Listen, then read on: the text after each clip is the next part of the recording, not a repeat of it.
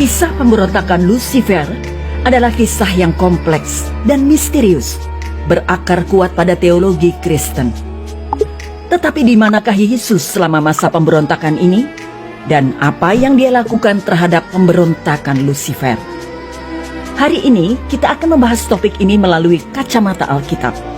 Jadi, teruslah menonton hingga akhir. Sebelum Lucifer menjadi Satan, dia adalah malaikat agung yang memimpin paduan suara malaikat di ruang tahta Tuhan. Alkitab mengatakan bahwa makhluk ini berjalan di antara batu-batu yang berapi-api dan sangat indah. Dia sempurna dalam kebijaksanaan dan dihormati di surga hingga kejatuhannya. Kitab Yehezkiel 28 menggambarkan kejatuhan Lucifer. Tuhan memerintahkan Yehezkiel untuk berbicara kepada Raja Tirus, dan kata-kata yang diucapkannya ditujukan kepada raja dan tentang raja. Namun, meskipun kata-kata tersebut sepertinya tentang bagaimana Tuhan memandang manusia ini, kata-kata tersebut tidak sepenuhnya cocok untuk menggambarkan dirinya atau manusia lainnya. Namun, kata-kata tersebut sangat cocok untuk menggambarkan kuasa di balik Raja Tirus, yaitu Satan. Dalam hermeneutika Ibrani, ini dikenal dengan istilah remes, yaitu level penafsiran terhadap teks suci menggunakan petunjuk alegoris atau melalui kiasan. Yehezkiel memulai dengan ratapan mengenai Pangeran Tirus. Namun, memasuki ayat 12, dia disuruh meratapi Raja Tirus yang tidak dikenal. Deskripsi kemudian mengungkapkan bahwa raja ini mengacu pada Satan. Meskipun bukan istilah umum untuk Satan, Lucifer adalah istilah yang mengacu pada Satan. Siapakah sebenarnya Lucifer? Kata Ibrani, Helel, yang diterjemahkan Lucifer, memiliki arti bintang fajar atau yang bersinar. Yehezkiel menggambarkan Lucifer dengan berkata, "Kamu dahulunya meterai kesempurnaan, penuh kebijaksanaan dan sempurna dalam keindahan." Ayat 12. Ayat 13 dengan jelas mencatat identitas Lucifer. Kamu ada di Eden, taman Allah. Ayat 14 menambahkan, kamu adalah keruk penjaga yang diurapi. Hal ini menunjukkan bahwa Lucifer adalah pemimpin utama malaikat, mungkin malaikat tertinggi sebelum kejatuhannya. Ayat 15 menjelaskan, kamu tidak bercacat dalam segala jalanmu sejak hari kamu diciptakan, hingga kesalahan ditemukan di dalammu. Ayat 16 menambahkan bahwa Satan jatuh ke dalam dosa. Ayat 17 memberitahu kita bahwa dosanya disebabkan oleh kesombongan karena keindahannya. Allah berfirman, ke bumi kau kulempar. Ayat 17. Penghakiman Satan di masa depan dicatat di ayat 19. Akhir hidupmu mendahsyatkan dan lenyap selamanya engkau. Di sini kita mempunyai jawaban mengenai bagaimana dosa muncul dalam ciptaan. Diciptakan sebagai makhluk bebas, Lucifer memiliki kemampuan untuk memilih tindakannya. Ternyata, karena kecantikan dan kemegahannya, ia memilih memberontak terhadap Tuhan.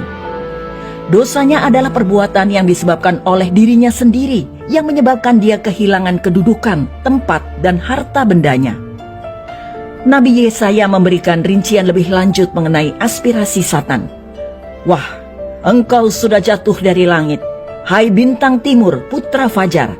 Engkau sudah dipecahkan dan jatuh ke bumi, hai yang mengalahkan bangsa-bangsa. Engkau yang tadinya berkata dalam hatimu, aku hendak naik ke langit, aku hendak mendirikan tahtaku mengatasi bintang-bintang Allah, dan aku hendak duduk di atas bukit pertemuan, jauh di sebelah utara. Aku hendak naik mengatasi ketinggian awan-awan, hendak menyamai yang maha tinggi. Yesaya 14 ayat 12 hingga 14. Keinginan Satan untuk naik mengatasi ketinggian awan-awan berarti ia ingin merebut kemuliaan Allah, pemilik langit dan bumi. Allah kadang-kadang digambarkan dalam kitab suci datang dalam awan-awan. Misalnya dalam Daniel 7 ayat 13. Sederhananya, Satan menginginkan semuanya. Bahkan dia ingin disembah oleh Yesus. Matius 4 ayat 9. Bukannya mendapatkan semuanya, Satan malah kehilangan semuanya.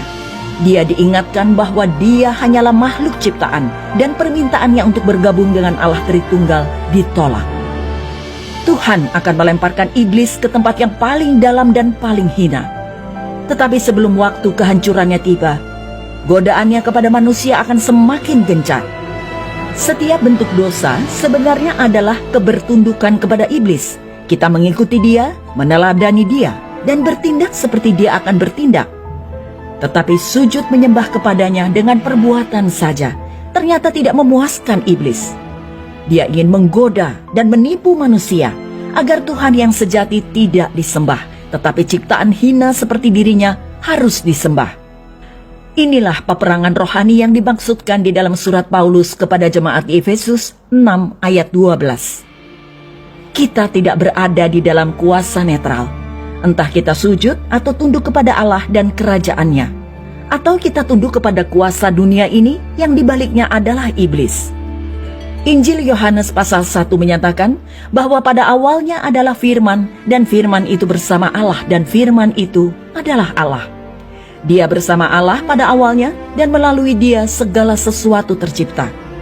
Tanpa dia, tidak ada yang diciptakan dari yang telah diciptakan. Yesus adalah firman yang melaluinya segala sesuatu diciptakan, termasuk malaikat. Jadi, sebelum Yesus diberi nama duniawinya, dia dikenal sebagai firman. Dialah firman yang keluar dari mulut Allah Bapa ketika bersabda, "Jadilah terang." Pemberontakan Lucifer dan para pengikutnya terjadi di surga, di mana mereka berusaha menantang otoritas Tuhan. Yesus yang adalah pribadi kedua Tritunggal hadir pada kesempatan itu saat dia berdiri bersama Bapanya, seperti yang dia nyatakan dalam Yohanes, di mana dia mengatakan, "Aku dan Bapa adalah satu." Yohanes 10 ayat 30. Yesus mengasihi Lucifer. Bapa dan Yesus melihat Lucifer sebagai seorang putra. Alkitab mengatakan dia adalah putra fajar. Allah Bapa menetapkan bahwa semua malaikat harus menyembah Yesus. Ibrani 1 ayat 6. Seorang penyair Inggris terkenal John Milton dalam puisi epik Paradise Lost menggambarkan ketidakrelaan Lucifer menyembah Yesus mengakibatkan kosmik drama, kejatuhan dan penyelamatan yang berlangsung di dalam sejarah. Di antara para malaikat terdapat satu penghulu malaikat menolak menyembah Yesus. Allah menyebutnya iblis.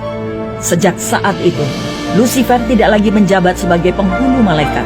Dia disebut iblis, bukan karena dia melakukan banyak kejahatan, melainkan hanya melakukan satu perkara, yaitu menghalangi kehendak Allah. Kepada murid-muridnya Yesus mengklaim dia menyaksikan peristiwa kejatuhan iblis. "Aku melihat iblis jatuh seperti kilat dari langit." Lukas 10 ayat 18. Jika Yesus hadir pada saat pemberontakan itu, mengapa dia diam saja? Mengapa dia tidak bertindak dengan memusnahkan iblis begitu saja? Bukankah dia mempunyai hak dan kuasa untuk melakukan hal ini? Sebenarnya Yesus tidak diam saja. Wahyu 20 ayat 10 mengatakan, dia akan melakukannya suatu hari nanti. Mengapa Yesus tidak membuangnya ke dalam lautan api sehari setelah dia memberontak?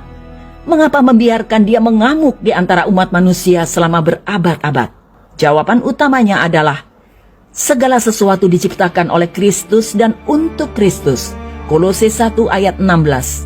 Putra Allah, Yesus Kristus, pada akhirnya akan lebih dihormati karena dia mengalahkan iblis melalui kesabaran, kerendahan hati, pengabdian, penderitaan, dan kematian, bukan melalui kekuatan mentah.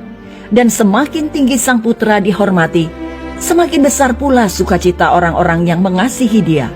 Kemuliaan Kristus mencapai puncaknya dalam ketaatan pengorbanan salib, di mana Yesus menang atas iblis. Kolose 2 ayat 15. Pada saat-saat terakhirnya, Yesus berkata, "Sekarang anak manusia dipermuliakan, dan Allah dipermuliakan di dalam dia." Yohanes 13 ayat 31. Paulus berkata, "Kami memberitakan Kristus yang disalibkan untuk mereka yang dipanggil." Kristus adalah kekuatan Allah dan hikmat Allah. 1 Korintus 1 ayat 23 hingga 24. Yesus berkata kepada Paulus tentang duri iblis di dalam daging Paulus, "Cukuplah kasih karuniaku bagimu, sebab justru dalam kelemahanlah kuasaku menjadi sempurna." Itu sebabnya Paulus lebih senang membanggakan kelemahannya, karena dengan demikian maka kuasa Kristus turun menaungi dia. pada akhirnya, setan dan segala penderitaan yang ditimbulkannya berfungsi untuk memperbesar kuasa, kebijaksanaan, kasih, rahmat, belas kasihan, kesabaran, dan murka Yesus Kristus. Kita tidak akan mengenal Yesus dalam kepenuhan kemuliaannya jika Dia tidak mengalahkan iblis dan setan dengan cara yang Dia lakukan. Firman Tuhan mengatakan bahwa hari pemulihan penuh akan tiba. Kutukan yang menimpa umat manusia dan bumi itu sendiri akan terhapuskan. Maka tidak akan ada lagi laknat. Takhta Allah dan takhta Anak Domba akan ada di dalamnya, dan hamba-hambanya akan beribadah kepadanya, dan mereka akan melihat wajahnya, dan namanya akan tertulis di dahi mereka. Dan malam tidak akan ada lagi di sana, dan mereka tidak memerlukan cahaya lampu dan cahaya matahari, sebab Tuhan Allah akan menerangi mereka, dan mereka akan memerintah sebagai raja sampai selama-lamanya. Wahyu 22 ayat 3 hingga 5. Iblis suatu hari nanti akan ditempatkan selamanya di lautan api, begitu pula semua pengikutnya. Dan setiap orang yang tidak ditemukan namanya tertulis di dalam kitab kehidupan itu, ia dilemparkan ke dalam lautan api itu. Wahyu 20 ayat 15. Taruhlah iman dan kepercayaan Anda kepada Yesus Kristus, sehingga Anda dapat terhindar dari tipu daya iblis dan lolos dari nasibnya.